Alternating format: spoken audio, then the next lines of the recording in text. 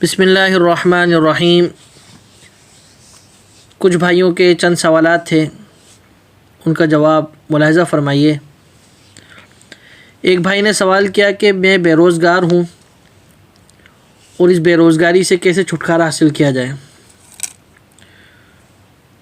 تو میرے بھائی، دنیا میں اللہ رب العزت نے رزق کو بکھیرا ہوا ہے، ہر جگہ لا تعداد میں رزق اللہ کا بکھرا ہوا ہے، لیکن اب یہ انسان کے اپنے ہاتھ میں ہے کہ اپنی کوشش، اپنی جستجو، اپنی عقل و فہم سے اور اپنی محنت سے اس کو حاصل کرے۔ ان سب چیزوں کے لیے سب سے زیادہ ضروری ہے کہ انسان کوشش کرے۔ جتنی انسان کوشش جستجو کرے گا اس کو حاصل ہو جائے گی۔ بے روزگاری کی سب سے بڑی وجہ ہے سستی، کہ انسان کو جب روزی روزگار نہیں ملتا آسان طریقے سے، بآسانی سے، تو وہ روزی روزگار چھوڑ کے بیٹھ جاتا ہے۔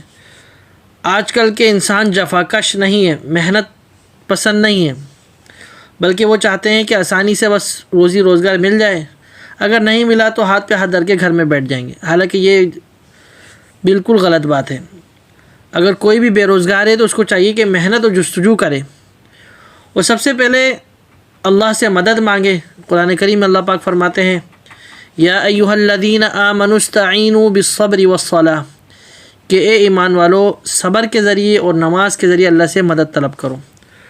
تو 5 وقت کی نماز پڑھیں پابندی کے ساتھ، استغفار کریں کثرت سے، چلتے پھرتے اٹھتے بیٹھتے کثرت سے استغفار کریں۔ استغفار کا مطلب ہے کہ اللہ رب العزت سے معافی طلب کریں، اور چلتے پھرتے کم از کم استغفر اللہ، استغفر اللہ، استغفر اللہ یہ پڑھتے رہیں، اور دل میں یہی نیت کریں کہ یا اللہ مجھے معاف فرما دے۔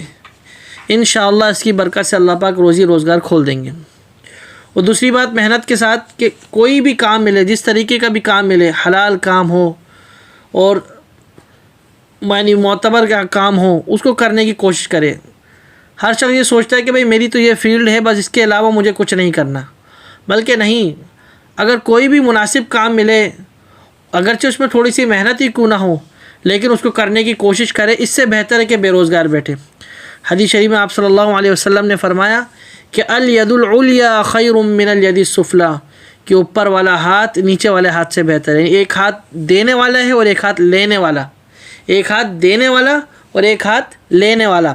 تو آپ صلی اللہ علیہ وسلم نے فرمایا کہ دینے والا ہاتھ، یعنی جو ہاتھ اوپر ہے، وہ نیچے والے ہاتھ سے، لینے والے ہاتھ سے بہتر ہے۔ تو ہر شخص کو چاہیے کہ روزی روزگار حاصل کرے اور ہمیشہ دینے والا ہی بنے، اور اللہ سے مدد بھی طلب کرے، اس کی جستجو بھی کرے۔ اور آج تو انٹرنیٹ کا دور ہے، اس میں بے پناہ اور لا تعداد قسم کی چیزیں بکھری ہوئی ہیں، اس سے مدد حاصل کرے اور آگے بڑھنے کی کوشش کرے، اور جستجو میں لگے رہے، انشاءاللہ اللہ رب العزت اس کو کامیاب کر دیں گے اور روزی روزگار کھول دیں گے۔ اور ایک بھائی نے دوسرا مسئلہ پوچھا کہ ضرار شاہ نام رکھنا کیسا ہے۔ تو یاد رکھیں، ضرار شاہ نام رکھنا درست نہیں ہے، ضرار نام رکھنا درست نہیں ہے۔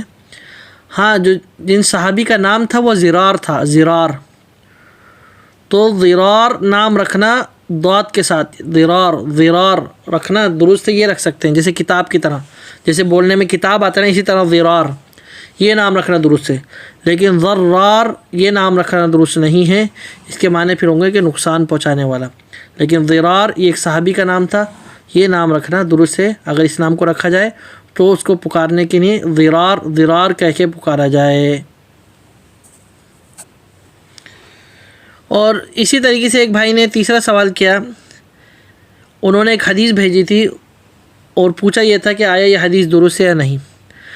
حدیث یہ تھی کہ آپ صلی اللہ علیہ وسلم نے ارشاد فرمایا کہ جس شخص نے وضو کیا پھر یہ الفاظ کہے، سبحانک اللہم وبحمدک لا الہ الا انت استغفرک واتوب الیک، یعنی وضو کرنے کے بعد اگر کوئی شخص یہ الفاظ کہتا ہے، حدیث شریف اس طریقے سے ہے، تو اس شخص کو جہنم سے آزاد لوگوں میں لکھ دیا جاتا ہے، اور ایک مہر لگا دی جاتی ہے جو قیامت تک نہیں توڑی جاتی۔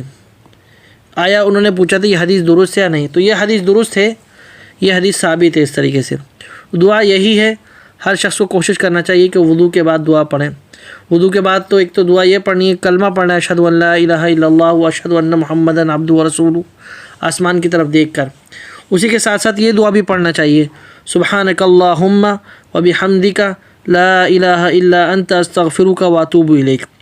اور اس دعا کا مطلب یہ ہے کہ اے اللہ، آپ اپنی تعریف کے ساتھ پاک ہیں، آپ کے علاوہ کوئی معبود نہیں، میں آپ سے بخشش طلب کرتا ہوں اور آپ سے توبہ کرتا ہوں۔